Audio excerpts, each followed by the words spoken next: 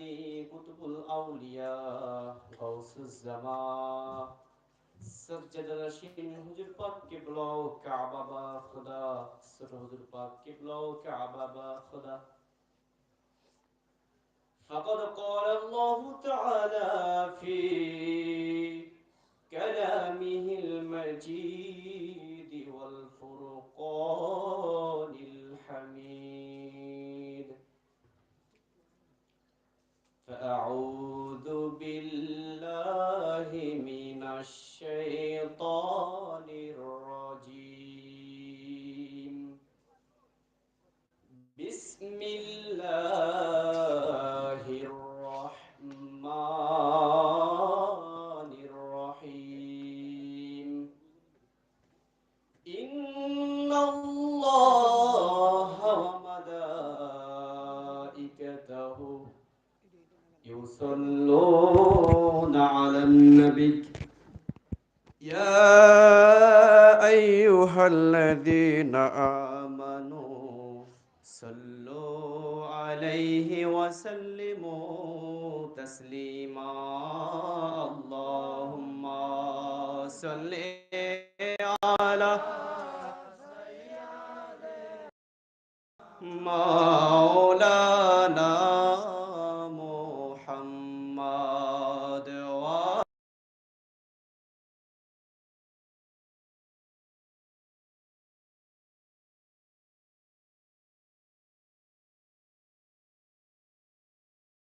اللهم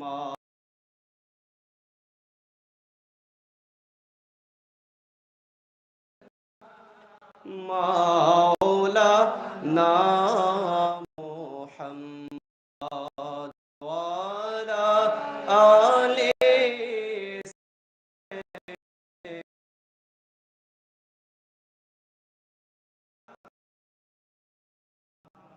ذات محي الدين يقينا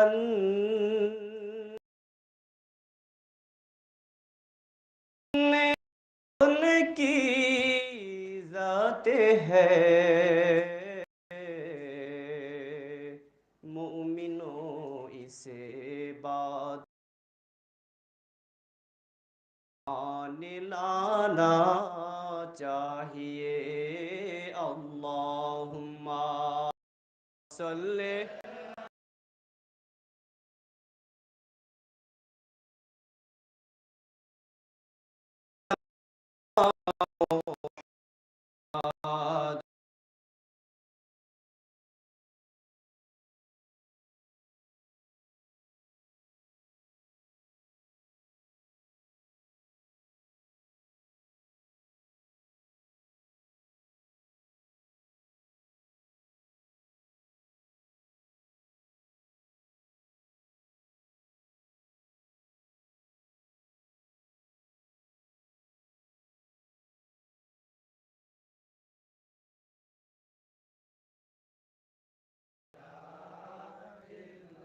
আপনাকে দেখিলে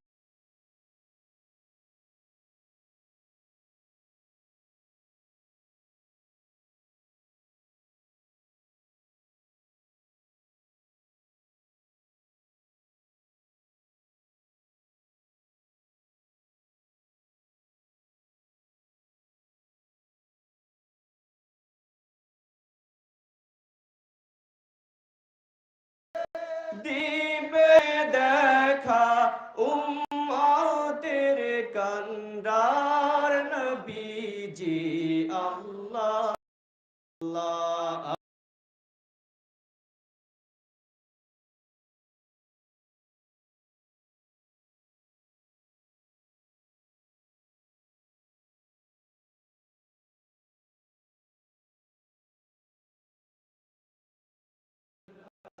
বেল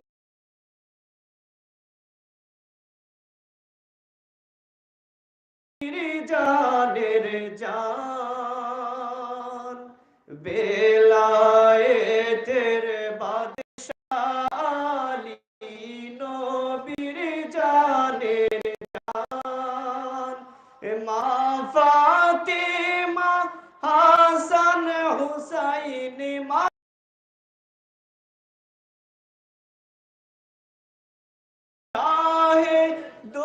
জাহান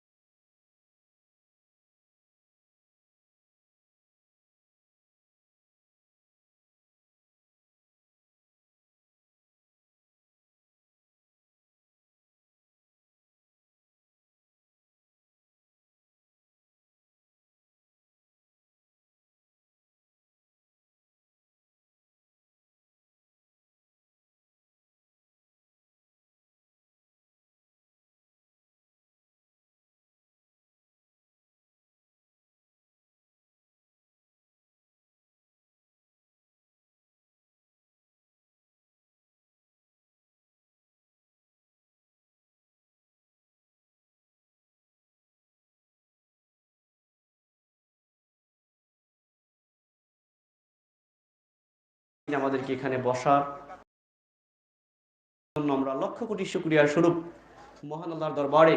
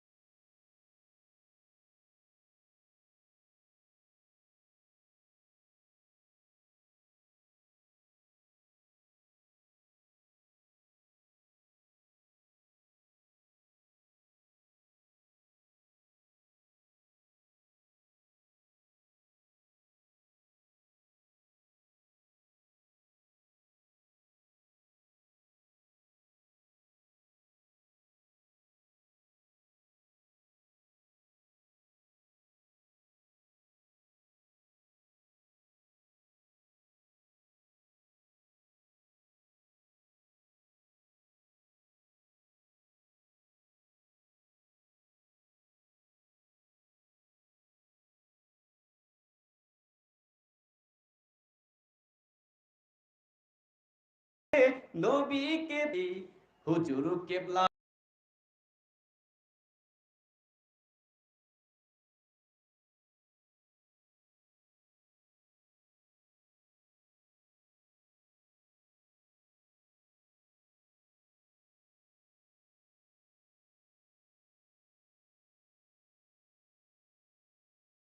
কালেমা তো তোমাকে পর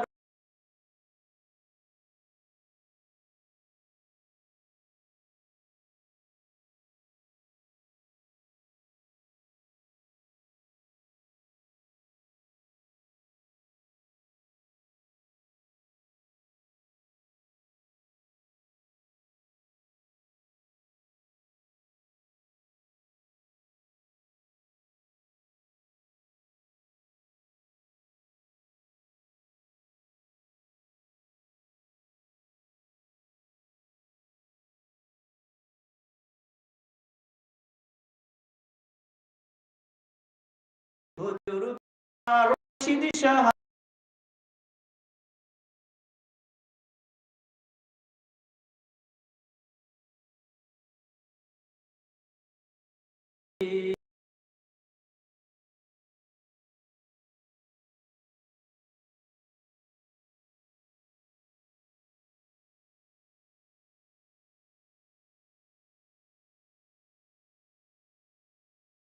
ঘোষণা দুইটি জিনিস ধরলে গোমরাহ হবে না, গোমরাহ হবে না, গোমরাহ হবে না। ঠিক কিনা? রাসূল পাক সাল্লাল্লাহু আলাইহি ওয়াসাল্লাম ঘোষণা করেননি? রাসূল পাক বলেছেন লান তাদিল্লু বাদি আহাদুহুমা কিতাবাল্লাহি ওয়া ইতরাতি আহলি বাইতি। বিদায় হজের ভাষণে করেন ঘোষণা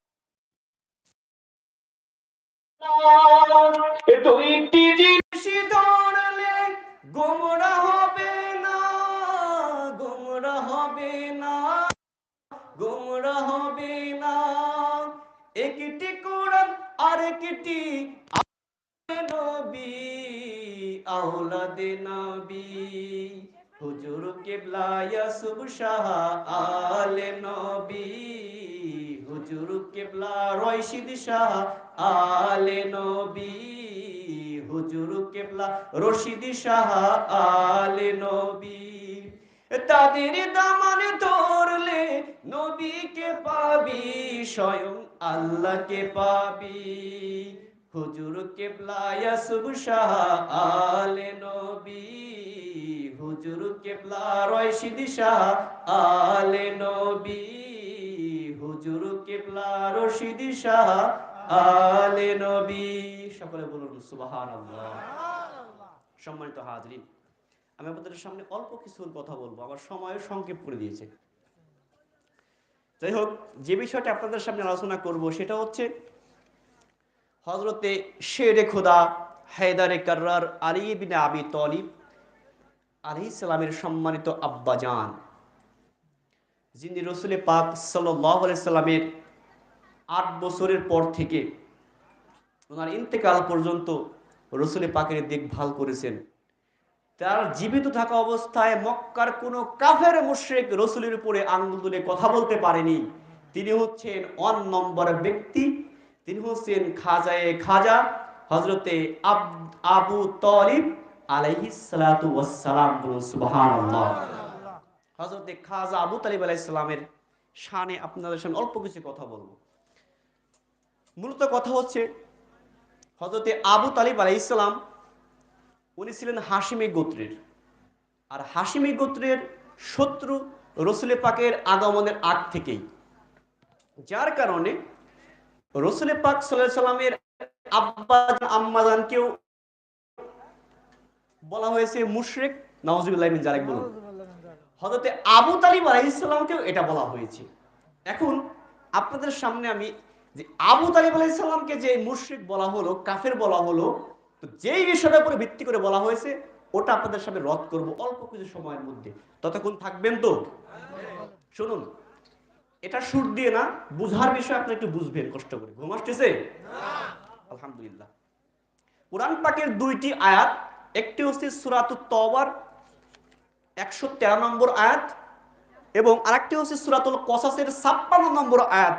এই 2টি আয়াতকে ভিত্তি করে বলা হয় হযরতে আবু তালিব আলাইহিস সালাম জাহান্নামী, অথবা বলা হয় মুশরিক, অথবা বলা হয় কাফের। বলুন নাউজুবিল্লাহি মিন যালিক। দেখুন, এই আয়াতে কারিমা যে ওনার শানে নাজিল হয় নাই, ওনার ব্যাপারে নাজিল হয় নাই, এরকম অসংখ্য বর্ণনা আসছে। কিন্তু কথা হচ্ছে যেই হাদিসের উপরে ভিত্তি করে বলা হয়েছে যে এই আয়াতের শানে নুজুল, এই আয়াতের শানে নুজুল হচ্ছে হযরতে আবু তালিবের ব্যাপারে আসছে, সেই হাদিস নিয়ে আমরা একটু আলোচনা করব। তার পূর্বে এই আয়াতের অর্থটা আপনারা শুনুন। আল্লাহ পাক রব্বুল আলামিন বলছেন যে মা কানা লিন নাবিয়্যি ওয়াল্লাযীনা আমানু আইয়াস্তাগফিরু, কোন নবীর জন্য এটা শোভনীয় নয়, কোন নবীর জন্য এটা উচিত নয়। ওয়াল্লাযীনা আমানু, এবং যারা ঈমান আনয়ন করেছে তাদেরও এটা উচিত নয় যে আইয়াস্তাগফিরু, তারা ক্ষমা প্রার্থনা করবে, দোয়া করবে লিল মুশরিকিন, মুশরিকদের জন্য। অতএব রাসূল পাক সাল্লাল্লাহু আলাইহি ওয়াসাল্লাম সহ সকল নবীদের উচিত মুশরিকদের জন্য দোয়া করা যাবে না, এটা আল্লাহ পাকের আদেশ।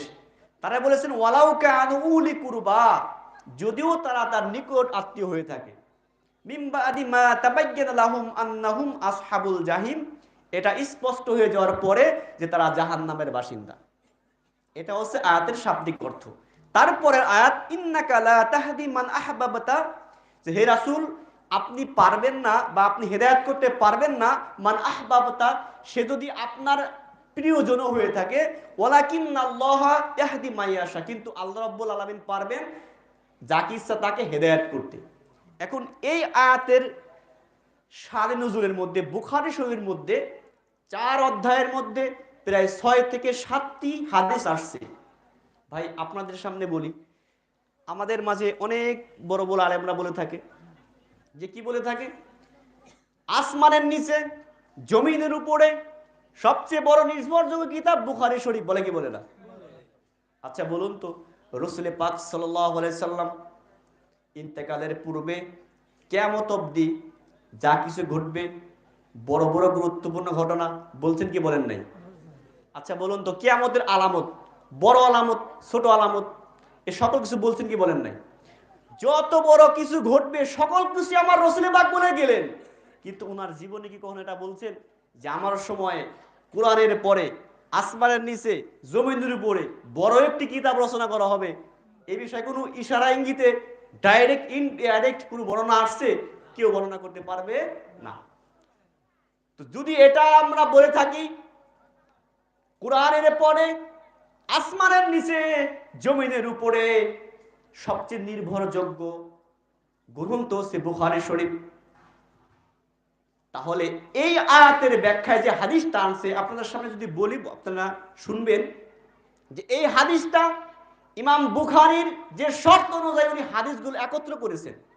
ইমাম বুখারীর হাদিস গ্রহণের এই শর্তটা অনেক ক্রিটিক্যাল, কারণ ইমাম বুখারী 1,00,000 সহিহ হাদিস থেকে মাত্র 7,563টি হাদিস ওনার এই বুখারী শরীফের মধ্যে সংকলন করেছেন। কতটি? 7,563টি হাদিস। তার বাকি 93,000 বাদ। তো অতএব এগুলো কিন্তু ওনার একটা শর্ত রয়েছে, একটা যুক্তি রয়েছে, যে যুক্তির আন্ডারে পড়লে ওই হাদিস টানছেন। কিন্তু এই আয়াতের শানে নুজুল এর উপর ভিত্তি করে সকল মুহাদ্দিসে কেরামগণ বলেছেন যে এই আয়াতটা হযরত আবু তালিবের কুফরের উপরে নাযিল হয়েছে। খেয়াল করুন, ওই হাদিসের মধ্যে বর্ণনাকারী হচ্ছে একজন ব্যক্তি, তার নাম মুসাইয়িব। তার নাম কি?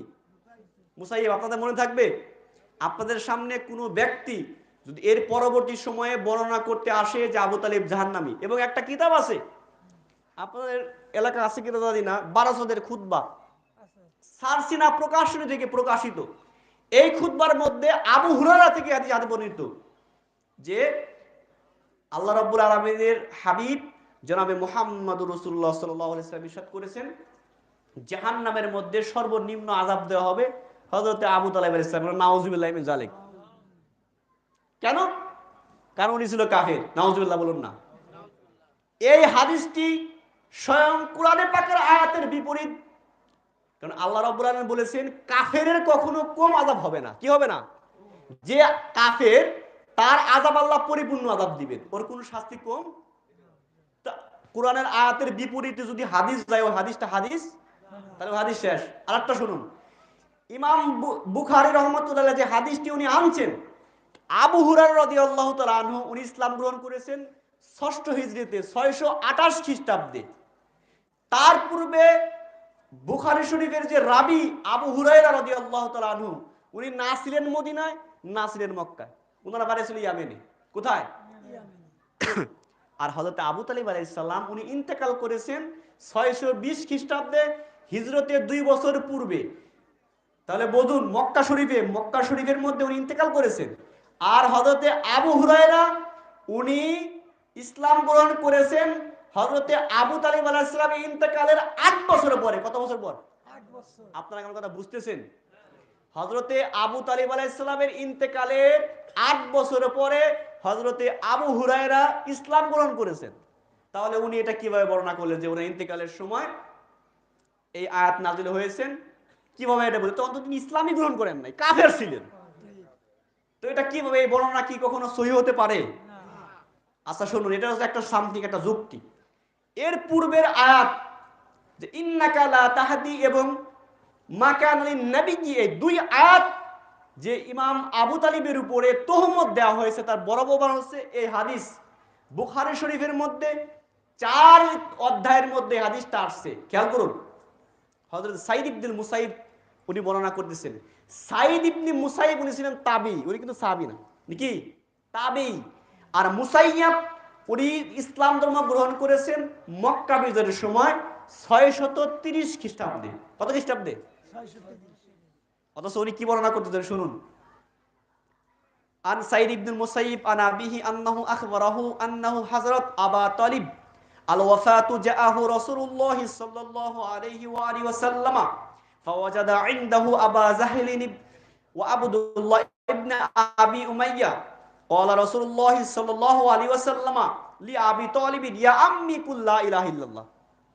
অর্থাৎ উনি বলতেছেন যে যখন হযরতে আবু তালিব আলাইহিস সালামের ইন্তেকালের সময় উপস্থিত হলো, তখন রাসূল পাক সাল্লাল্লাহু আলাইহি ওয়াসাল্লাম সেখানে গেলেন, গিয়ে বললেন, সেখানে উপস্থিত কে ছিল দেখেন, নাম বলছে দুই ব্যক্তির, একজন আবু জাহেল আর একজন হচ্ছে আব্দুল্লাহ ইবনে উমাইয়া, দুইজনই কাফের। আর যে বর্ণনা করতেছে উনি কিন্তু ওখানে বলেন নাই যে আমরা তিনজন উপস্থিত ছিলাম, এটা বলেন নাই, বলতেছেন দুইজনে উপস্থিত ছিলাম, ওনারা ছিলেন। তার মানে উনি শুনেছেন, তার মানে কি উনি শুনেছেন, উনি সেখানে উপস্থিত ছিলেন না। এই ঘটনা হচ্ছে 620 খ্রিস্টাব্দে, ভালো করে খেয়াল করবেন, 620 খ্রিস্টাব্দে। তখন সে কাফের, আবু জাহেল কাফের, আব্দুল্লাহ ইবনে উমাইয়া ও কাফের, তো তিনজনই কাফের, তিনজনই কাফের। বর্ণনাকারী সে নিজেও কাফের। তার 10 বছর পরে ইসলাম গ্রহণ করেছেন। কত বছর পরে? 10 বছর পরে। আচ্ছা শুনুন, এখন শুনুন আর একটা মজার কাহিনী। এই মুসাইয়াব 10 বছর পরে ইসলাম ধর্ম গ্রহণ করেছে। আর এই বর্ণনাটি দুইটি আয়াত এর শানে নজুল কুফরি অবস্থায়, যে কাফের। যদি ধরে নেওয়া হয় যে এই আয়াতটি তখন নাজিল হয়েছে, তাহলে এই আয়াতের শানে নজুল একজন কাফের বর্ণনা করেছে। কে বর্ণনা করেছে? তো ভাই কোরআন নাজিল হয়েছে কার উপরে? রাসূলের উপরে। এবং মওলা আলী সম্পর্কে হযরত আব্দুল্লাহ ইবনে মাসউদ রাদিয়াল্লাহু বলেছেন যে আল্লাহ রাব্বুল আলামিন পবিত্র কোরআন নাজিল করেছেন রাসূলের উপরে। এই কোরআনের প্রত্যেকটি আয়াতের দুইটি করে মানা আছে, অর্থ রয়েছে। কয়টি? দুইটি। তার দুইটি অর্থের মধ্যে একটা হচ্ছে যাহিরি, একটা হচ্ছে বাতিনি। বলুন না সুবহানাল্লাহ। হযরত আব্দুল্লাহ ইবনে আব্বাস রাদিয়াল্লাহু তাআলা আনহু উনি বর্ণনা করেছেন যে এই কোরআনের যে দুইটি অর্থ রয়েছে, একটা যাহিরি একটা বাতিনি, এই দুইটি অর্থই জানে হচ্ছে আমার মাওলা আলী। বলুন সুবহানাল্লাহ। এবং এই কোরআনটা, এই কোরআনের মধ্যে 6666 আয়াত অথবা 6236 আয়াত, যতগুলো আয়াত হোক না কেন, এই প্রত্যেকটি আয়াত কখন, কোন অবস্থায়, কার উপর ভিত্তি করে, কার কেন্দ্র করে এই আয়াত নাযিল হয়েছে, এই সকল প্রকারের জ্ঞান রয়েছে শেরে খোদা মাওলায়ে কায়নাতের উপর। বলুন সুবহানাল্লাহ।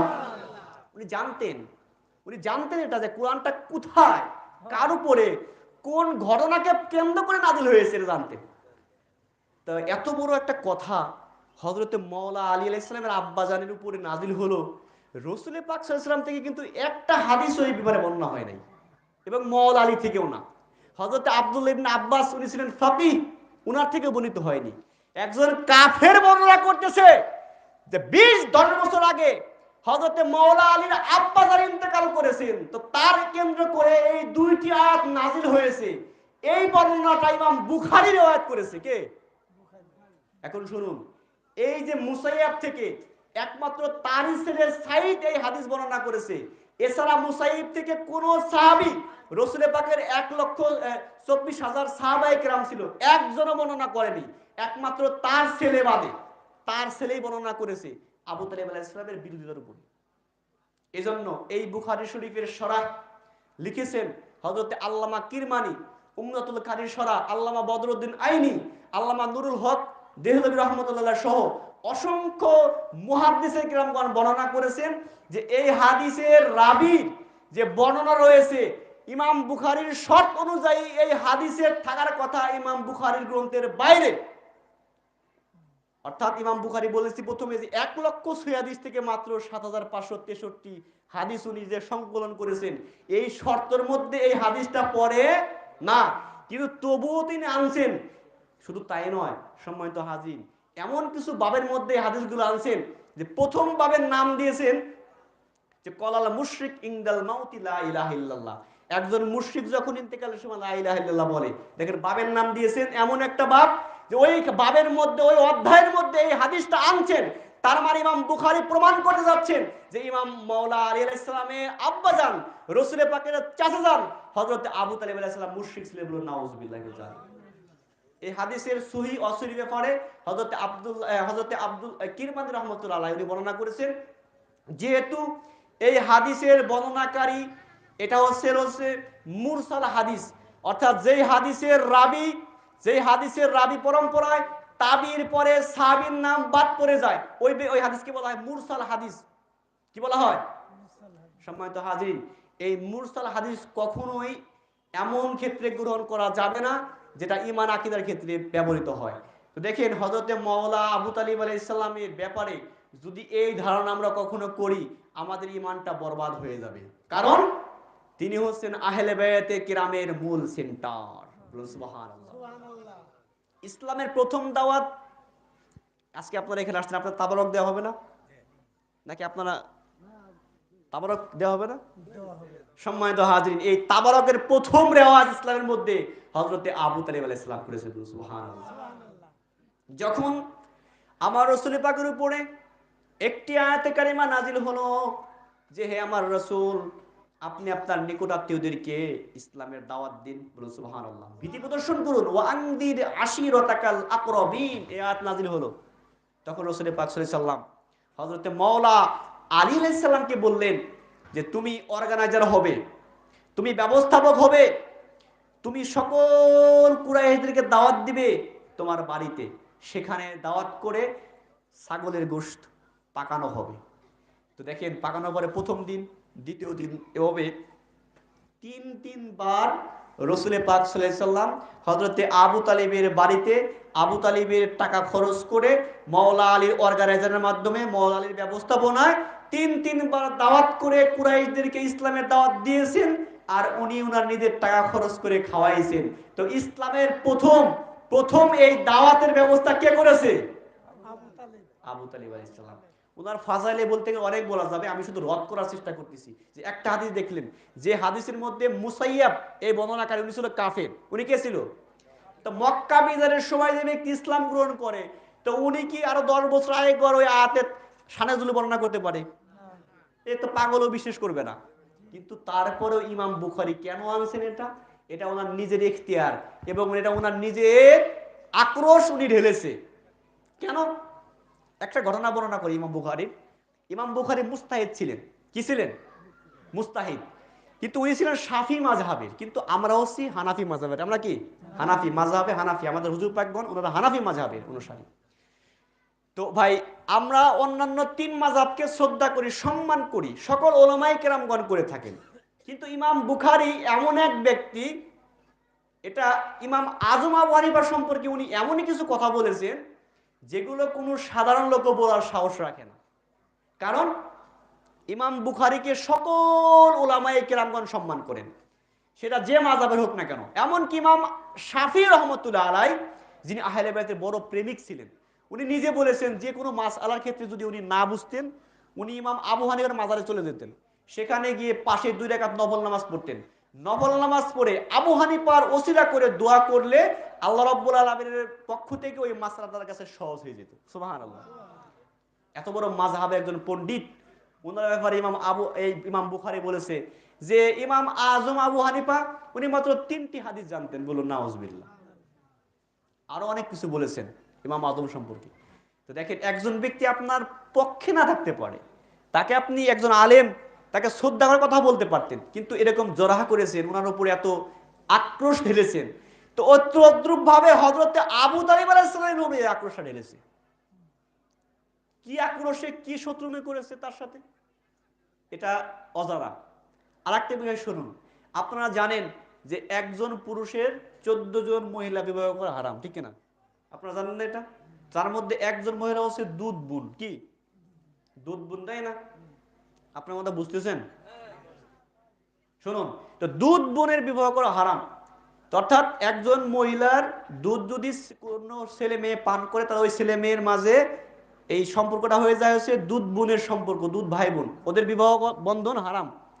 তো ওনাকে ফতোয়া জিজ্ঞাসা করা হয়েছে ইমাম বুখারী রাহমাতুল্লাহ আলাইহি। দেখুন, আমরা ওনাকে সম্মান করি, কিন্তু ওনার এই ঘটনাগুলো বলতে হবে, যেহেতু উনি আমাদের ইমামের সরদার হযরতে আবু তালিব আলাইহিস সালাম মাওলা আলীর পিতার সম্পর্কে বলেছেন, তো উনার কথাও তো বলবো আমরা, ঠিক কিনা? তো উনি কি বলতেছেন, ওনাকে জিজ্ঞেস করা হয়েছে যদি একজন মায়ের দুধ কোন ছেলে মেয়ে পান করে তার বিবাহ যদি হারাম হয়ে যায়, তাহলে একটি ছাগলের দুধ তো পান করে না? গরুর দুধ যদি মায়েদের স্তনের দুগ্ধ শুকিয়ে যায়, তাহলে অন্য দুধ খাওয়ায় না, ছাগলের দুধ। তো ওনাকে প্রশ্ন করা হয়েছে, তাহলে এদের এই একটি ছাগলের দুধ যদি একটা ছেলে একটা মেয়ে খায়, তাহলে ওদের মধ্যে কি এই দুধ বোনের সম্পর্ক হবে কিনা, ওদের মধ্যে বিবাহ হারাম হবে কিনা? তো উনি তাড়াতাড়ি ফতোয়া দিয়ে বলেছে যে হ্যাঁ, যদি একজন মায়ের দুধ পান করার কারণে একটি ছেলে মেয়ের মধ্যে দুধ বোধের সম্পর্ক হয়ে যায়, বিবাহ হারাম যেমন হবে, তদ্রূপ একটি ছাগলের দুধ খাইলেও এরকম দুধ ভাই বোনের সম্পর্ক হবে, তাদের বিবাহ হারাম হয়ে যাবে। অথচ কিন্তু উল্টা, অথচ কি উল্টা। এই ফতোয়া দেওয়ার কারণে ওনার বাড়ি কিন্তু বুখারাতে, এই জন্য ওনার নামে সেটা বুখারি যুক্ত করা হয়। এই ফতোয়া দেওয়ার কারণে সকল ওলামায়ে কেরাম ওনাকে ধরেছে, আপনি এই ফতোয়া দিলেন কেন? এই ফতোয়া কোথায় পেয়েছেন? এমন একটা অবস্থা, শেষ পর্যন্ত বুখারাতে থাকতে পারে নাই। ওনার ইন্তেকাল হয়েছে অন্য স্থানে, জন্ম হয়েছে বুখারাতে। কেমন মুস্তাহিদ ছিলেন! ইমাম কিরমানি রহমতুল্লাহ বলেছেন, ইমাম বুখারীর শর্ত অনুযায়ী এই হাদিসটি ওনার গ্রন্থে থাকার কথা না, অর্থাৎ তার দৃষ্টিতে হাদিস সহিহ না। অথচ তিনি এই হাদিস একবার না 6 থেকে 7 বার উল্লেখ করেছেন। এ কেমন শর্ত দিয়েছেন উনি? 1 লক্ষ হাদিস থেকে উনি মাত্র 7563 হাদিস সংকলন করেছেন। তার মধ্যে তাকরার অর্থাৎ বারবার রিপিট করেছেন এই হাদিসটি কি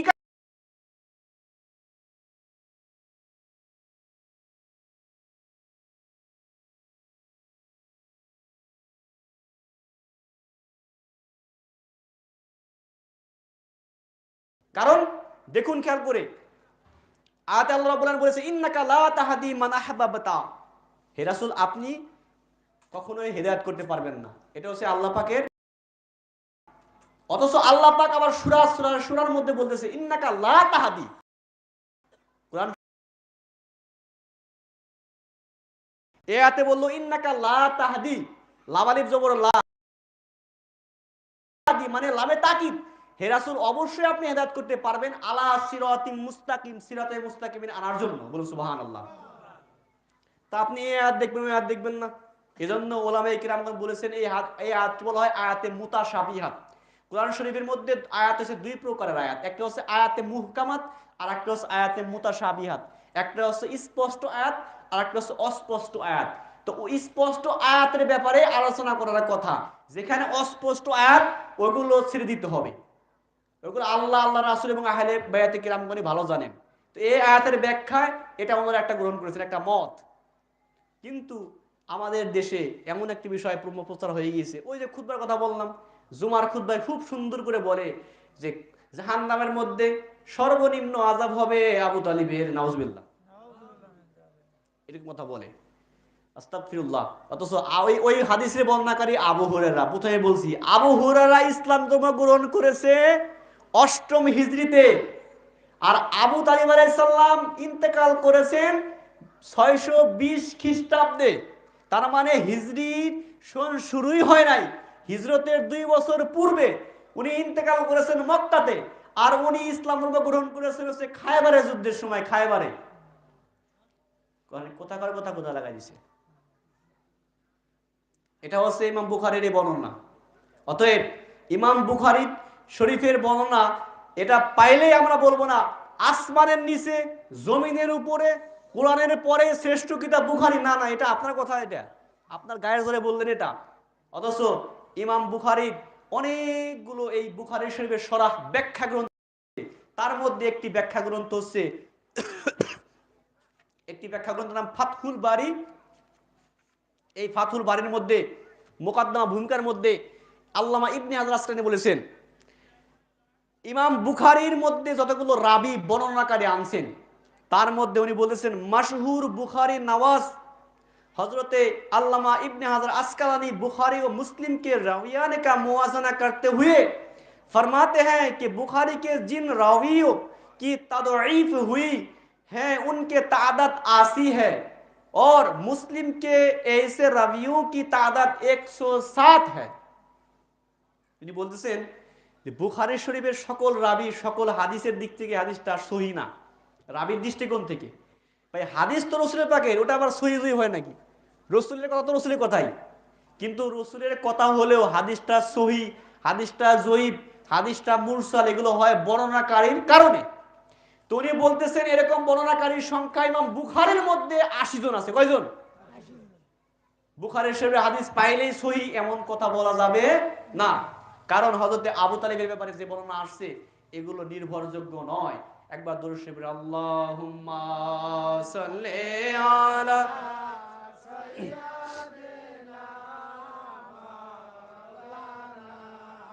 মুহাম্মাদ ওয়া আলা শাফিয়ানা।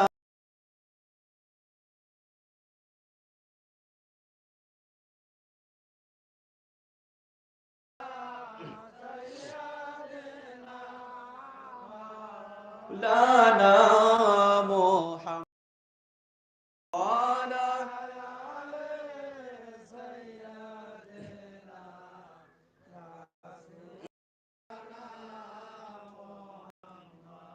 হযরত আবু তালিব আলাইহিস সালাম যখন মুমূর্ষ অবস্থায় ইন্তেকাল করবেন, এমন অবস্থায় উনি সকল বনি আব্দুল মুত্তালিবদের সকলকে একত্র করেছেন। একত্র করার পরে উনি বলতেছেন, কি বলতেছেন?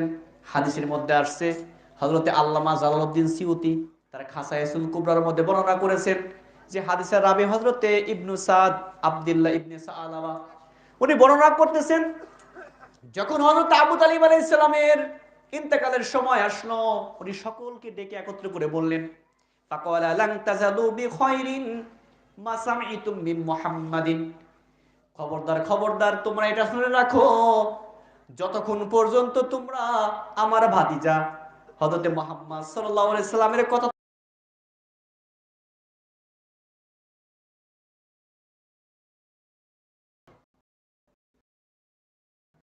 তারপরে বলতেছেন ওয়ামাত্তাবাতুম আমরাহু ফাত্তাবাউহু ওয়া আয়ুনুহু তারশুদু, তিনি যা বলেন তা শুনবে, তোমরা তারই আনুগত্য করবে, সৎপথ পাবে। বলুন সুবহানাল্লাহ।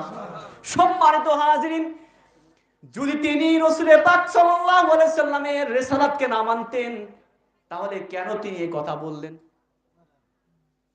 বলে রাসূল পাক সাল্লাল্লাহু আলাইহি সাল্লামের মানে নাই, নাউযুবিল্লাহি মিন যালিক। রাসূল পাক কালেমা স্বীকার করেন নাই, অথচ কালেমা যে স্বীকার করেছেন, কিভাবে? উনি নিজেই তো কালেমাকে পালছেন। রাসূল পাক তো নিজে 6 বছর, তখন ওনারা জনতে আমিনা আলাইহাস সালাম উনি ইন্তেকাল করেন। তারপরে ওনার দায়িত্ব নেন তার দাদা হযরতে আব্দুল মুত্তালিব। কিন্তু ভাগ্যে নির্মম পরিহাস, রাসূল পাকের জীবনটাই দুঃখের। বয়স যখন 8 বছর, তখন তার দাদা হযরতে আবু তালিব হযরতে আব্দুল মুত্তালিব ওনার দাদা, উনি ইন্তেকাল।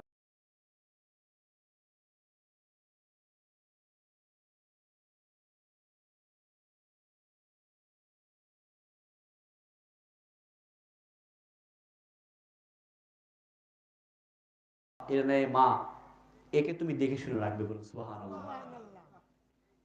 আল্লাহ পাক রব্বুল আলামিন আয়াতের মধ্যে বলেছেন 30 পারা সূরা দোহার মধ্যে, আলামিয়া জিদিকা ইয়াতীমান ফাআওয়া, আমি কি আপনি ইয়াতীম অবস্থায় পাইনি অতবার আশ্রয় দেইনি? এই ফাআওয়া, আমি সকল মুহাদ্দিসে কিরামগণ প্রায় বলেছেন যে এই আওয়া অর্থাৎ আশ্রয় দেওয়ার মাধ্যম হলো আল্লাহ পাক রব্বুল আলামিন হযরতে আবু তালিব আলাইহিস সালামের মাধ্যমে আমার রাসূল পাককে আশ্রয় দিয়েছেন। বলুন সুবহানাল্লাহ। আল্লাহ পাক রব্বুল আলামিন তার হাবিবকে যার মাধ্যমে আশ্রয় দিলেন তিনি কি কাফের? নাউযুবিল্লাহি মিন যালিক। তো যেটা বলতেছিলাম, রাসূল পাক সাল্লাল্লাহু আলাইহি সাল্লামের চাচা হযরতে আবু তালিব আলাইহিস সালাম তার বংশধরদের সকলকে ডেকে বললেন, শোনো শোনো শোনো, এখন আমি কাবার মুতাওয়াল্লি আছি, আমি ইন্তেকাল করে চলে যাব, কিন্তু একটা ওসিয়ত তোমাদের করে যাচ্ছি, খবরদার আমার এই ভাতিজা যা বলে তাই শুনবে, ওটা তোমার কল্যাণ হবে, তিনি যা বলবেন তাই যদি শোনো, তোমাদের পিছনে পিছনে কল্যাণ থাকবে। বলুন সুবহানাল্লাহ। কে বললেন এটা? হযরত আবু তালিব আলাইহিস সালাম। তো উনি হচ্ছেন মাওলা আলীর বাবা। হযরতে মাওলা আলীর বাবা জাফর তাইয়ার আলাইহিস সালাম ওনার বাবা হযরতে আবু তালিব আলাইহিস সালাম। এমন এক হাস্তি, ইসলাম আমাদের কাছে ঋণী। এজন্য রাসূল সাল্লাল্লাহু আলাইহি ওয়াসাল্লাম বলেছেন, কি বলেছেন শুনুন। রাসূল পাক সাল্লাল্লাহু আলাইহি ওয়াসাল্লাম বলেছেন যে আবু তালিব আলাইহিস সালামের কাছে আমি ঋণী। রাসূল পাক বলেছেন, কে বলেছেন? রাসূল পাক সাল্লাল্লাহু আলাইহি ওয়াসাল্লাম কার কাছে ঋণী? আবু তালিবের কাছে। সেই রাসূল পাক সাল্লাল্লাহু আলাইহি ওয়াসাল্লামের চাচাদের ব্যাপারে, ওনার আব্বা আম্মার ব্যাপারেও এই ছাড় দেওয়া হয় নাই। এটা হচ্ছে উমাইয়াদের উমাইয়াদের এটা কার চক্র, এটা চক্র। কারণ এটা ইমাম বুখারীর ব্যাখ্যা গ্রন্থ ফাতহুল বারীতে আসছে যে যতগুলো বর্ণনা আসছে যে সাঈদ ইবনে মুসাইয়্যিব উনি নিজে ছিল উমাইয়াদের বেতনভুক্ত ব্যক্তি। সম্মানিত হাজরিন, এজন্য ঈমান অনেক ধরে রাখা কঠিন। আপনাকে এমন কিছু কথা বলবে সহিহ হাদিসে আছে, সহিহ হাদিসে বলবে আপনি তো সহিহ হাদিস, হ্যাঁ এই যে বুখারী শরীফের হাদিস আমাদের সামনে বলা হয় বুখারী শরীফের মধ্যে আছে, মানবেন না কেন? আরে বুখারী শরীফে থাকলেই যে সহিহ এমন কথা বলা যাবে না। দেখতে হবে আগে যে আসলে এটা বুখারী শরীফের মধ্যে থাকলেও ওটার ব্যাখ্যা দেখতে হবে, ওটার বর্ণনাকারী দেখতে হবে। না হলে তো হযরত আবু তালিব আলাইহিস সালাম আপনি বলুন না উনি কাফের, ঈমান থাকবে? থাকবে না। যেটা বলতেছিলাম, হযরত আবু তালিব আলাইহিস সালামের কাছে আমার রাসূল পাক সাল্লাল্লাহু আলাইহি ওয়াসাল্লাম রেডি। উনি বলতেছেন আখরাজা ইবনু আসাকির আন আমর ইবনে আন আমর ইবনে আল আস সামিতু রাসূলুল্লাহ সাল্লাল্লাহু আলাইহি ওয়াসাল্লাম। হযরতে আমর ইবনে আল আস উনি বর্ণনা করতেছেন যে আমি রাসূলের পাক থেকে শুনলাম। কি শুনলাম? ইন্নালি আবি, নিশ্চয়ই ইন্নালি আবি তালিবিন, নিশ্চয়ই আবু তালিবের জন্য ইনদি আমার কাছে রয়েছে রহিমা। এখানে রহিমার ব্যাখ্যা অনেক রয়েছে। ফাসা সাবিল্লুহুমা ফি বিলালিহিমা, আমি সেই দয়াটা, সেই দানটা উনি যে আমার কাছে, আমি যে ওনার কাছে ঋণী, এই ঋণটা এখানে অর্থ করেছেন ঋণ। তো যে আমি যে ওনার কাছে সেই ঋণটা, এটা আমি ওনার কাছে পরিশোধ করব, এতে করে কি হবে? সে খুশি হয়ে যাবে। বলুন সুবহানাল্লাহ। তো ভাই রাসূল পাক সাল্লাল্লাহু আলাইহি সাল্লাম যদি বলে থাকেন যে ওনার আমি ঋণ পরিশোধ করব, তাহলে এটা কি চারটেখানি কথা? একটা ভাবে দেখেন তো দেখি রাসূল পাক সাল্লাল্লাহু আলাইহি সাল্লাম কি বলেছেন।